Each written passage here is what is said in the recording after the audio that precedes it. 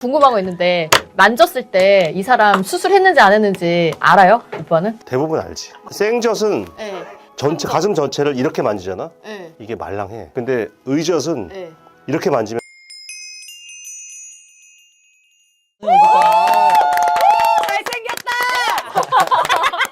차렷. 선생님께서 경례! 안녕하세요. 오늘은 가슴에 대해서 얘기를 나눠보도록. 소개부터 해주세요. 성형외과 전문의이고 봉봉성형외과를 운영하고 있는 박성수 원장이라고 합니다. 반갑습니다. 저의 조물주. 진짜로? 네. 진짜로 수경아 너 한 거야? 네. 아버지 저도 그러면은. 아빠. 근데 이런 딸들은 많지 않아요. 그렇죠. 보통은 숨기기 네, 급급한. 딸이어도 딸이 아니라고 얘기하기 바쁜데 원래 제가 항상 저 자리에 있었는데 네. 오늘 처음으로 학생 자리에 앉았거든요. 많은 분들이 가슴 성형 궁금해하실 것 같아갖고 제가 특별히 오늘 선생님을 제가 어떻게 보면 모셨어요. 교생 선생님처럼 맞아요. 오늘은 제가 교보제로 우리가 가슴에 쓰는 보형물 샘플이에요, 샘플. 여러분들 가슴 수술이 많이들 요즘은 대중화가 됐지만은 한때는 별로 많이 안 했던 수술이에요. 불과 한 20, 30년 전만 해도 뭐 연예인들 될 사람이나 아니면 뭐 술집 아가씨들이나 이런 분들이 이제 목적을 가지고 수술하는 거였기 때문에 대중화되지 않았었는데 그렇죠. 2000년대 전후에서 갑자기 이제 확 이 시장이 커졌어요. 이 안에 지금은 이렇게 쫀득쫀득한 젤리가 들어있지만 그 전에는 물 같은 젤이 들어있었어요. 이 껍질이 파손이 되게 되면 안에 있는 액상이 흘러나와가지고 이게 몸 여기저기에 퍼진단 말이죠. 그래가지고 여러 가지 질병을 일으킨다 그래서 한때 실리콘 젤 보형물이 사용이 금지가 됐었어요. 그래요. 그래서 한 10여 년 가까이 생리식염수 백을 썼었어요. 물주머니죠. 이렇게 뛰면은 물이 안에서 출렁출렁 움직였어요. 줄렁줄렁. 물이라고 하는 거는 우리가 풍선에다 물 채워봐서 아시겠지만 1년, 2년 지나면 물이 찌금찌금 이게 빠져요. 이게 그걸 누수라 그러는데 근데 다 밀봉이 돼 있는데도 그게 해요? 왜 그러냐면 이제 생리식염수 보형물은 이게 채워지지 않은 껍질을 몸에 넣어놓고 포트를 연결을 해요. 뒤쪽에다가 연결을 해서 바깥쪽에서 이제 물을 주입을 해요. 그러면은 여기에 밸브가 있어서 물이 들어가기만 하고 나오지는 않게끔 구조가 돼 있거든요. 근데 이런 그 껍질이 아주 되게 치밀하게 만들어진 것 같지만 여기에 눈에 보이지 않는 미세한 틈들이 있어요. 그 틈들을 통해 가지고 이 수분이 약간씩 나오는 거예요. 그래서 처음에 수술할 때는 300을 넣었어. 근데 1년이 지나면 299cc가 되는 거예요. 그 정도. 한 10년, 20년이 지나면 가슴이 작아지는 거예요. 그 다음에 이게 물이 빠지니까 이게 뺑뺑했던 게 이렇게 쭈글쭈글해지죠. 그러면 가뜩이나 이게 물이 출렁거리는데 이게 더 출렁거려지고 만져지고. 그래서 제 친구들이 B컵을 하고 싶으면 C컵으로 부르라고 처음에 그렇게 시작을 다 하더라고요. 그러다가 2000년대 초반에 코젤이 나왔어요. 코이시브 젤이 2000년대 초반에 나오게 되면서 가슴 수술은 일대 붐이 일어납니다. 그래서 여러 여성들이 뭐 20대 이후만 지나면 바로 이제 가슴 수술을 시작을 하고 또 이미 가슴 수술을 했던 분이 이번에 진짜 좋은 젤이 나왔어. 들고 다니는 백을 바꾸듯이 맞아. 가슴백을 바꾸는. 나도 그럼 언제 갈아야 돼요? 저도? 오늘 하루 종일 상담하면서도 그 얘기를 맨날 해요. 원장님, 제가 이 보형물로 수술을 하면 10년 정도 지나면 갈아줘야 된다 그러는데 이 젤이 굉장히 내구성이 우수하기는 하나 간혹 터질 수도 있어요. 아주 적은 빈도로. 근데 자기가 몰라요. 터진 거를. 진짜로? 왜 그러냐면 이 보형물이 몸에 들어온 다음에 우리 인체의 정상적인 면역 반응이 생겨요. 우리 몸에서 만든 물질이 아니죠. 몸에 들어오면 면역 반응이 얘를 이렇게 우리 몸에서 아이솔레이션, 고립시킵니다. 그래서 이 보형물 주변에 캡슐이 생겨요. 때로는 얇게, 때로는 두껍게. 두껍게 생기는 건 좋지 않아요. 두껍게 생기면 촉감이 단단해져요. 안 단단한 걸 보니까 얇게 생겼나 봐요. 랩처럼, 우리 음식물 포장하는 랩처럼 아주 반투명하면서 얇게, 있는 듯 없는 듯 이렇게 생겼을 때 좀 더 신축성을 가지게 되고 만졌을 때 촉감이 부드러워요. 그러한 이제 좋은 결과를 만들려고 그러면 기본적으로는 출혈이 없는 정돈된 섬세한 수술이 이루어져야 되겠고, 최근에는 이제 보형물의 표면이 그렇게 이제 이물 반응을 최소화시켜 가지고 피막이 얇게 형성되는데 기여할 수 있게끔 이렇게 표면 구조를 개선해서 만드는 제품들이 나오고 있어요. 그래서 그 캡슐레이션 때문에 새도 환자가 잘 인지하지 못해요. 맞아요. 그래서 실제로 터진 경우에도 환자분들이 몰라요. 내 보형물이 터졌어? 이걸 어떻게 하느냐? 여성분들 이제 2년에 한 번, 3년에 한 번 건강검진을 하러 가잖아요. 맘모그라피라고 해가지고 이렇게 누르는 거 찍어보셨어요? 맞아. 이렇게. 어머머, 백이 터진 것 같아요. 뭐 이제 그때서야 알게 되는 거예요. 그거를 우리가 뭐라 그러냐? 사일런트 럽처다. 아, 그런 거 관심 없어요. 어쨌든 사일런트 럽처야. 그래서 내가 터졌는데 모르는 거야. 자동차 타이어는 터져도 알잖아요, 금방. 칙 세고 자동차 부득부득 하니까 금방 아는데 얘는 터져도 모르는 거예요. 그러면 대략적으로 얼마 만에 다시 한번 수술을 해야 돼요? 백을 바꿔야 돼요? 그거는 정해진 게 없어요. 자동차 타고 다닐 때 타이어 펑크 안 나면 계속 쓰잖아요. 얘는 이제 몸 안에 있는 거라서 맨날 만지는데요. 다르게 마모가 될 수도 있잖아요. 백을 만지는 건 아니잖아요. 정상적인 그런 수준의 이런 만지는 거, 이런 오, 손모양. 자극들은 오. 얘한테 크게 무리를 주지 않아요. 그럼 10년에 한 번 다시 봐야 되나? 검사는 해보는 게 좋지 않을까요? 그렇죠. 검사라고 하는 거는 뭐 2년, 3년 주기로 계속 초음파 검진을 하시는 걸 추천을 드려요. 너무 걱정하실 필요 없어요. 어머, 터졌어. 어떡해. 막, 나 어떻게 큰일 나는 거 아니야? 큰일을 안 납니다. 거의. 응급이 아닌 거네요. 네, 병원에 오셔가지고 일정 잡으셔가지고 여유롭게 수술 받으시면 됩니다.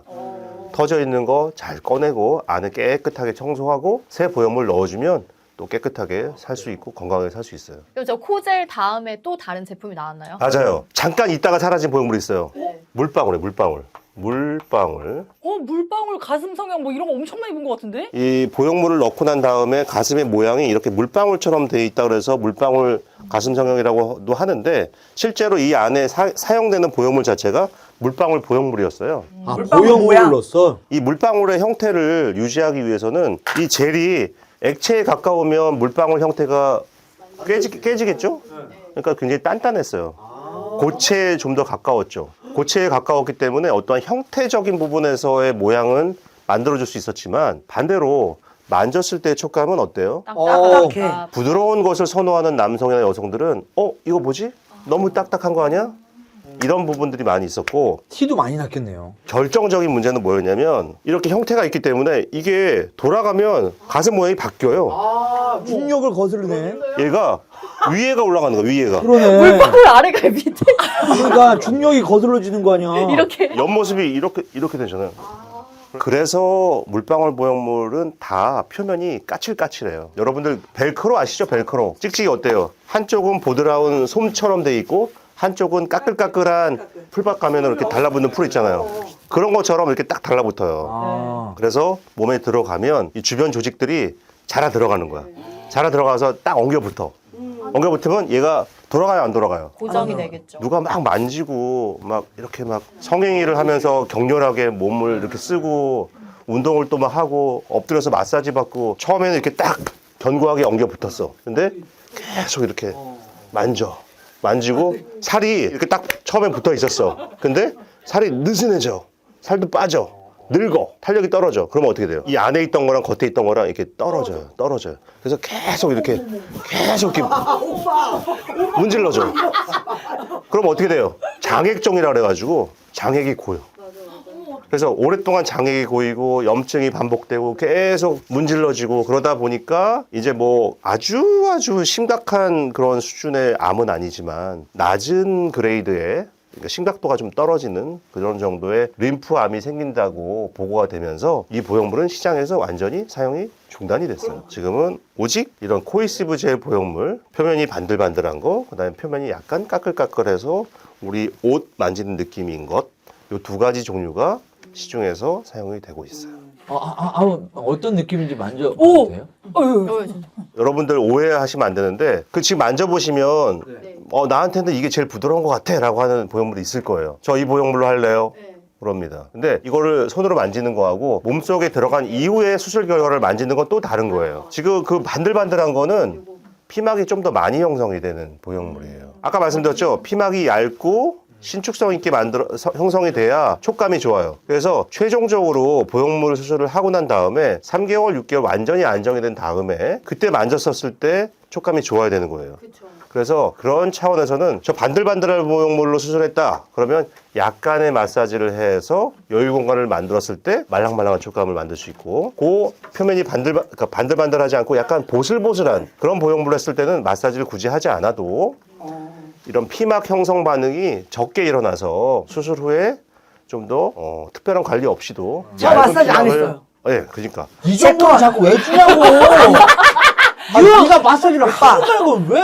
유경험자의 정보를 지금. 좋아, 언니 좋아. 맞아. 그렇게 해야 돼. 점점 소비자들이 편하고 쉽고 막 이런 걸 원하잖아요. 아프지 않고. 그래서 우리 의료도 소비자의 니즈에 이렇게 맞아야 되기 때문에 좀 더 마사지 안 하고 편한 관리가 좀 필요 없는 그런 보형물들이 이제 나오고 있는 거죠. 남자들은 이거 잘 모르는데 이 정도를 만약에 넣었다 그러면은 흔히 얘기하는 그 컵이 어떻게 되는 거예요? 이게 어느 정도예요? 우리 지금 도민 씨 갖고 계신 보형물 뒤에 보면은 몇 cc인지 써 있을 거예요. 260. 보통 140, 150 정도 들어가면 한 컵이 커져요. 그래서 260 정도 넣으면 풀비 정도는 되죠. 너는 뭐에서 뭐가 됐어? 저는 작은 B에서 풀C가 됐어요. 우와. 저는 F컵으로 만들어주세요 하면요. 근데 일장일단이 있어요. F컵 가능한데 D컵. 뭐 D컵, F컵 다 가능해요. 근데 이제 우리가 뭐 천년만년 내가 젊을 것 같지만 사람은 늙어요. 근데 보형물이 볼륨이 커질수록 거기에 비례해서 중력에 대한 영향도 더 많이 받겠죠. 35세를 지나면 여성의 피부는 이제 나이가 들기 시작해서 콜라겐도 줄고 엘라스틴도 줄고 탄력도가 떨어져요. 뭐 D컵을 만들려고 20대 때는 수술했어. 이만큼 크게. 그러면은 피부가 거기에 적응해서 쭉 늘어나 있잖아요. 이게 30대, 40대, 50대가 되면 계속 처져요. 그러면 나중에 이 보형물 끄집어내잖아요. 처진 채로 이렇게 있어서 이거를 그냥 둘 수가 없기 때문에 거상 수술을 또 해야 돼요. 그러니까 적당한 사이즈가 중요해. 그쵸. 수경 씨처럼 이렇게 몸매에 맞게. 몸매. 아니 얘 좀. 이거 벗어서 보여줘봐. 얘 좀 빼주세요. 이게 넣는 위치가 있잖아요. 수술을 할 때 네, 근육층 안에 넣느냐. 제가 그거를 설명을 드릴게요. 예, 지금 중요한 질문 하셨는데 여기가 이제 피하 지방층이에요. 이렇게가 여기가 이제 유선 조직이고 대흉근, 소흉근이 있고 1번 늑골, 2번 늑골, 3번 늑골, 4번 늑골. 이게 지금 단면이에요, 단면. 보형물을 어디다 넣을 거냐. 예전에는 사실 이런 보형물이 인체 조직이랑 유사하게 만들어야 되는데 그 기술이 없었던 거예요. 우리가 피부를 만들면 말랑말랑 하잖아요. 보들보들하고. 이 재질을 못 만들었던 거예요.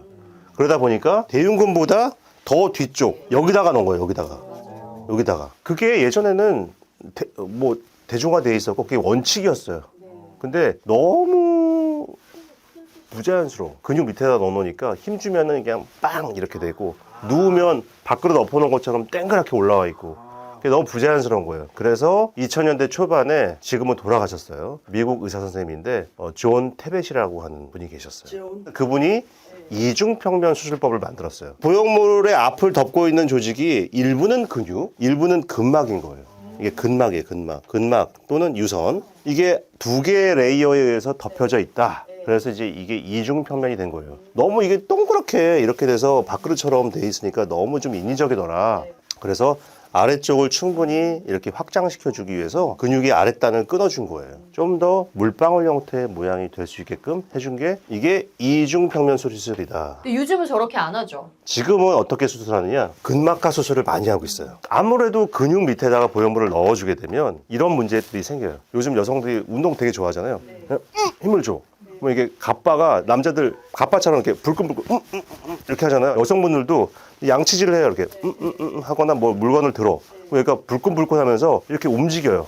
그리고 또 하나 근육이 이렇게 흉골을 사이에 두고 벌어져서 있기 때문에 살집이 많지 않으신 분들은 가슴볼이 너무 많이 벌어져요. 저 같은 경우는 보형물을 근육 밑에 넣는 걸 별로 좋아하지 않아요. 근데 저 궁금한 게 있는 게 이런 거를 이제 넣은 거잖아요. 근데 지금 이렇게 누워 있을 때는 맨질맨질했다 이제 이 평면 자체가 고루 분포가 되는데 이렇게 조금만 서도 이렇게가 막 그 굴곡이 생기는데 그러면 피부 안에 들어갔을 때도 이 살도 이렇게 굴곡이 생겨질 수 있는 거 아니에요? 아니 안 그렇던데? 아유. 자, 여기 보면은 피부 밑에 지방이 이렇게 있잖아요. 이 지방 두께가 5mm, 그러니까 1cm가 안 돼도 돼요. 5mm만 덮어주면 그런 쭈글거림은 없어요. 네, 근데 실제로 많이 마르신 분들은 그것 때문에 고민이 많으시고, 다행히 요즘에는 이제 콜라겐 제품화된 것들이 많이 있어요. 부족한 살을 콜라겐으로 채워가지고 리플링을 없앨 수 있어요. 그러면 수술 시간은 얼마 정도 소요돼요? 예전에 제가 스피드로 승부할 그런 시기가 있었어요. 수술을 잘하는 의사라면 신속하고 정확하게 수술을 해야 된다라고 해서 양쪽 수술을 끝내는데 막 25분 걸리고 막 그랬었거든요. 이야. 너무 빠른데? 근데 요즘에는 추구하는 목표치가 계속 높아지는 거예요. 그러다 보면 좀 더 이렇게 좀 디테일하게 뭔가를 좀 더 채워줘야 되는 그런 경우가 많이 있어서 어디를 해야 되는 천천히 이제 수술을 하다 보면 보통은 양쪽 가슴을 다 마무리하는데 1시간 혹은 1시간 반 정도 걸리고 뭐 부유방을 제거해야 된다. 아니면 유두를 축소해야 된다. 함몰유두를 교정해야 된다. 유린이 너무 커서 유린을 줄여야 된다. 아니면 가슴 처짐이 있어서 리프팅을 해야 된다. 이럴 때는 추가적인 수술이 좀 더 필요할 수 있어요. 네. 아니 선생님 그 옛날에 모델 사진 같은 거 보면은 막 요즘에 카메라도 좋잖아요. 그럼 막 겨드랑이 보면서 겨드랑이 뭐 흉터 있으면 무조건 했네 막 이러잖아요. 겨드랑이를 찢는 건가요? 겨드랑이에 있는 주름이 있잖아요. 이렇게 하다 보면 겨드랑이 한 두세 개 정도 또렷한 주름이 있어요. 그래서 그 주름을 이용해서 수술을 진행을 하는 경우가 많은데 그렇게 하더라도 아주 가느다란 흉터가 남고 그다음에 체질에 따라서는 뭐 비후성 반응이나 켈로이드 체질이 있으신 분들은 그게 빨갛게 흉이 부푸는 경우가 있어요. 뭐 적절한 치료를 해서 또 좋아지기는 할 수 있지만 어쨌든 흉이 남기는 해요. 근데 요즘에는 이제 줄기세포나 성장인자 같은 것들도 이제 보조적으로 많이 쓰이고 있죠. 그래서 꿰매면서 저희 병원 같은 경우는 바로 줄기세포나 성장인자를 주입을 합니다. 그러면 아기들은 상처가 빨리 나물잖아요. 그리고 흉터도 거의 없게 나물잖아요.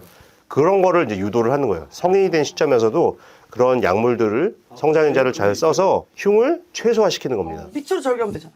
밑절이든 뭐 겨절이든 어쨌든 그런 치료를 잘 받고 또 꿰맬 때 좀 섬세하게 꿰매 주시고 그렇게 하면은 흉을 최소화시킬 수 있어요. 선택이에요? 밑절, 겨절 선택할 수 있어요? 선택할 수도 있지만 원장님이 상담을 수술하기 전에 상담하잖아요. 그거는 더 티나는 거 아니야? 봐봐요. 아니에요 언니 거기까지 안 돼요. 밑절까지만 안 보여줘도 돼요.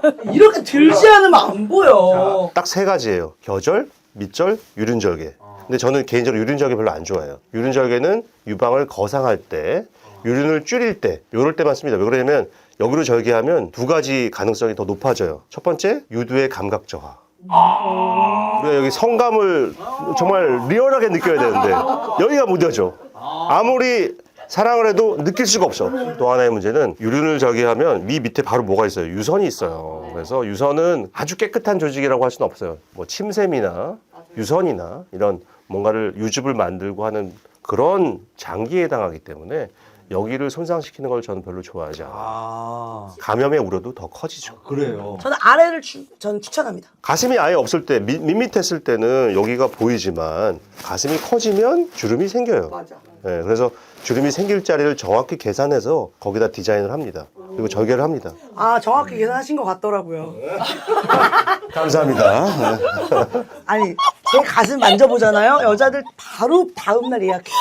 진짜. 그 저는 개인적으로 궁금한 게 그런 거를 고민하시는 분들 가장 고려하는 부분이 너무 아플까봐. 아플까봐. 그 가슴 수술할 때 이제 대표적인 고통의 포인트, 원인을 살펴보면 조직의 손상이에요. 조직의 손상. 특히 출혈이에요, 출혈. 뭔가 멍이 들면 아프잖아요, 우리가. 어디든지 멍이 들면 아프죠. 그 멍이 어디에 드느냐. 멍이 보세요. 근육에 들 수도 있고, 그 다음에 여기 뭐가 있어요? 뼈. 이 갈비뼈잖아요. 갈비뼈는 뭐가 감싸고 있어요? 뼈막이 감싸고 있어요. 뼈막이 있는데 뼈막에 자세히 보면은 실핏줄이 이렇게 지나가요. 근데 그거 툭 건드리기만 해도 멍들어요. 살짝만 건드려도 숨 쉴 때마다 아파요. 들이쉴 때 내쉴 때. 그래서 수술할 때 이런 작은 실핏줄 하나하나도 멍들지 않게 섬세하게 해야 돼요. 그리고 제가 듣기로 하이브리드 가슴 성형 밀고 계시잖아요. 하이브리드? 뭐 민다기보다는 제가 이제 궁극적으로 추구하는 게 좀 미적으로 완전하게 완성된 어떤 예술적 경지의 가슴을 제가 추구하거든요. 네. 정말 보여주고 싶다. 이거 진짜 누가 신고해가지고 이거 진짜. 아니야, 전 그러면 한번 보자. 그래 우리 그냥 다 빨간 딱지 먹고. 뭐 하이브리드 가슴 수술이 사실은 2009년, 10년 이때 제가 처음으로 개발하게 된 수술 방법인데 다른 게 아니고 제가 이제 추구하는 궁극적인 경지의 수술 수준은 완벽한 가슴이에요. 만졌을 때 잘 모르겠는 거, 수술했는지 모르겠는 거. 근데 모양도 예뻐야 되죠. 근데 그러려면 보형물을 쓰는 것만으로 완벽하지 않은 경우가 꽤 많아요. 물론 수술하기 전에 예를 들어서 풀비나 뭐 B컵 정도의 볼륨이 있는 분들은 보형물만 넣어도 이쁘고 자연스러워요. 그렇지만 그렇지 않은 분들이 상당히 많거든요. 그래서 그런 분들 같은 경우는 보형물도 넣고 필요에 따라서는 자가지방을 허벅지나 아랫배, 옆구리에서 뽑아가지고 부족한 지방을 채워줍니다. 때로는 이 유두가 너무 처져 있는 분들도 계세요. 그런 경우는 올려줘야 돼요. 그리고 때로는 유륜이 너무 큰 경우도 있어요. 짝가슴인 경우도 많아요. 그런 경우 다 맞춰줘야 돼요. 사실 제가 이런 생각을 하게 된 거는 뭐냐면 나름대로의 어떤 추구하는 바도 있었지만 제가 사실 의사 되기 전에 건축과를 좀 다닌 적이 있어요. 가슴 수술을 어떻게 건축을 하는 거에 비유한다면 보형물은 어떻게 보면 건축할 때 쓰는 H빔이나 철근 구조물이에요. 그리고 지방을 넣는다든지 동종진피 콜라겐을 넣는다든지 이런 거는 콘크리트를 붓는 과정이죠. 우리가 아름다운 가슴을 만들기 위한 총체적인 방법들을 다 동원하는 거예요. 그래서 좀 더 최선의 모습을 만들어주는 거죠. 몸에 갈비뼈가 이제 여기 흉골이 있으면 갈비뼈가 이렇게 붙잖아요. 이렇게. 이 위에 살이 이렇게 덮는단 말이죠. 여기 유두가 있고 여기 보형물이 들어가는 거잖아요. 근데 보형물이 보면은 요렇게 요거 한쪽이 요걸 말하는 거예요. 요렇게 되는 경우도 있고 요만큼 프로젝션 돌출이 되는 경우도 있고 요렇게 많이 되는 경우도 있어요. 건물로 치면 요건 뭐 3층짜리 건물, 요거 5층짜리 건물, 요거 샤프심 건물. 같은 대지 면적 안에서 얼마나 몇 층을 세울 거냐의 문제잖아요. 근데 몸은 이렇게 왜소한데 이런 거 넣어달라고 하시는 분들 계셔요. 넣어드릴 수는 있어요. 근데 그거 자체가 상하체 비율도 깨뜨릴 뿐만 아니라 갈비뼈가 되게 단단할 것 같잖아요. 근데 사실 그렇지 않아요. 오랫동안 이런 높은 프로젝션의 보형물이 여기 들어가 있다 보면 얘가 짓눌려서 내려가요, 이렇게. 그걸 쉽게 얘기해서 뼈꺼짐이라고 하는데 나중에 재수술하려고 병원에 오신 분들이 아, 원장님 제가 D컵으로 수술했는데 지금 C컵이에요. 이런 경우가 있어요. 그거 왜 그러냐면 뼈가 꺼져서 그래요. 그럼 신체 내부 장기에는 뭐 이상이 없나요? 이런 보고도 있었어요. 보형물이 갈비뼈 사이로 빠져서 폐가 있는 자리에 들어가는 그런 케이스도 있었어요. 근데 그건 지금 정말 드문 케이스고 일반적으로 너무 과한 지나친 프로젝션의 보형물, 너무 지나친 볼륨의 보형물을 쓰게 되면 이런 뼈에도 손상을 받고 뼈에 흡수가 일어나기 때문에 그런 건 절대 피하셔야 된다. 오늘도 역시 여성분들뿐만 아니라 남자들도 잘 알아야지 되는 좀 그런 수업이었던 것 같아요. 제가 따로 이제 성스러운 TV라는 채널을 운영하고 있는데 거기에 혹시 궁금한 점이 있으면 댓글을 남겨주시면 제가 발견을 하는 대로 거기 댓글 답변 드리겠습니다. 네. 네. 강의 이렇게 잘 들어주셔서 감사하고 시청자 여러분께 또 감사드립니다. 감사합니다. 아, 감사합니다. 궁금한 거 있는데 만졌을 때 이 사람 수술했는지 안 했는지 알아요? 오빠는? 대부분 알지. 어떻게 하냐면 생젖은 네. 전체 가슴 전체를 이렇게 만지잖아. 네. 이게 말랑해. 근데 의젖은 이렇게 만지면 단단해. 전체를 소나기에 넣고 만졌을 때 이 팽팽한 긴장감이 있어. 만져봐. 우와! 아, 더 이렇게. 오늘 강의 잘 들으셨죠? 아주 유익했던 시간이었을 것 같은데 이런 강의를 하고 싶은 의사 선생님들이 계신다면 우리 학생들을 아, 그렇죠, 그렇죠. 네, 대상으로 신청을 해주시면 될 것 같습니다. 야, 우리 병원에서는 이런 거 정말 잘하고 나는 또 이런 또 교육을 한번 해보고 싶은데 이런 정보를 많이 알려주고 싶은데 하시는 선생님들 많이 계실 거예요. 맞아요. 예, 저 병원 연락 주시기 홍보, 바랍니다. 자기 홍보 예. 많이 연락 주세요. 이게 많이 돼야 우리 같은 진짜 의료에 대해 잘 모르는 분들도 정보가 많아지니까 진짜 맞아요. 적극적으로 좀 임해주시면 좋겠습니다. 많이 네. 연락 주십시오. 연락 주세요.